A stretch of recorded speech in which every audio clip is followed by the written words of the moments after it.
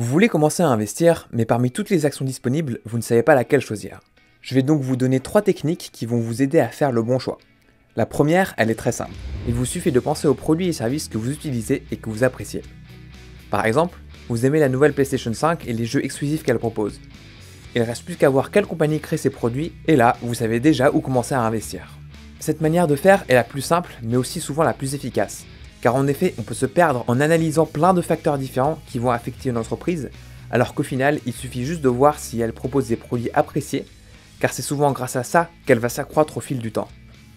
En deux, si on pensait que carrément tout un secteur d'activité comme par exemple les énergies renouvelables vont connaître une croissance dans les prochaines années, vous pouvez acheter plusieurs actions de ce secteur afin de vous diversifier et donc profiter de la croissance globale du secteur.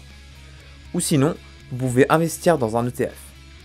J'explique plus en détail ce que c'est dans une autre vidéo, mais en gros, c'est un panier avec plein d'actions issues du même secteur dans lequel vous pouvez investir, et donc grâce à ça, en une seule transaction, vous avez un investissement diversifié.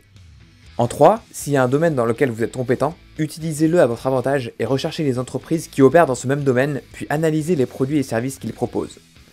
Et donc, à contrario, si autour de vous ça parle de crypto-monnaie et que vous ne savez pas à quoi ça sert ni comment ça fonctionne, il est alors fortement déconseillé d'investir là-dedans.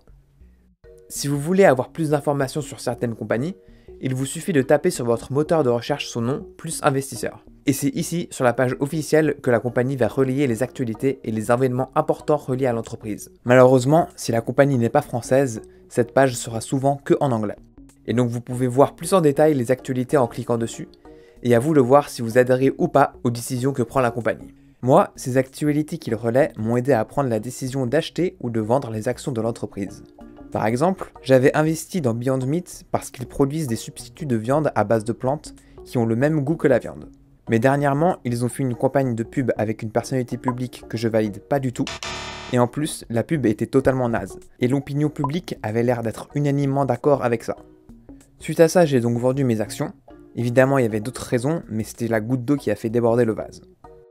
L'événement majeur pour chaque compagnie, c'est l'annonce des résultats trimestriaux.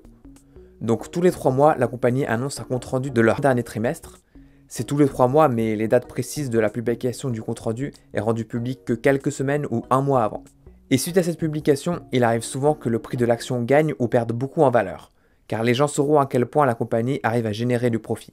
Par exemple, cette année, la valeur de l'action Netflix a perdu significativement en valeur à 2 reprises, et les 2 dates correspondent à la date de publication de leur compte rendu trimestriel qui, selon leurs investisseurs, était décevant. Je vous conseille de lire les lettres des compagnies qui vous intéressent, elles font que quelques pages et sont remplies d'informations intéressantes.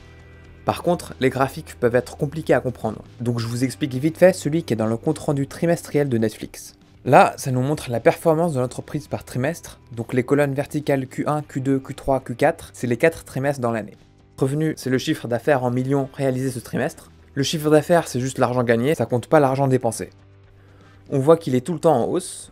Ce trimestre, donc le premier de 2022 qui est de janvier à mars, il est de 7 milliards et 868 millions de dollars. Et à droite, la colonne Forecast, c'est la prédiction du résultat du prochain trimestre. Et donc la prédiction qu'ils avaient fait au dernier trimestre n'a pas été atteinte, ce qui explique partiellement la baisse de la valeur de l'action à la publication de ce compte rendu. Le year-over-year growth, c'est la croissance du revenu depuis pile un an. Par exemple, pour le 4e trimestre, ça nous dit que le revenu a augmenté de 16% par rapport au 4e trimestre de l'année dernière. Cette information est importante parce qu'il est récurrent pour les compagnies que chaque année ce soit les mêmes trimestres qui ont des meilleures ou des moins bonnes performances. Et donc ceci nous permet de comparer ces mêmes trimestres entre eux. Operating income, c'est le bénéfice réalisé, donc le revenu moins l'argent dépensé. On voit que Netflix est une entreprise qui arrive à générer du profit car elle en gagne plus qu'elle n'en dépense, ce qui n'est pas le cas de Tesla par exemple. Operating margin, c'est le pourcentage de bénéfice par rapport au revenu. Net income, comme vous pouvez vous en douter, c'est le bénéfice après les impôts, donc ils ont payé 375 millions de dollars d'impôts ce trimestre. Diluted earning per share, c'est les bénéfices par action, mais pour l'instant ça va pas vous servir à grand chose de savoir ce que c'est. Global Streaming Paid Memberships, c'est le nombre d'abonnements à Netflix.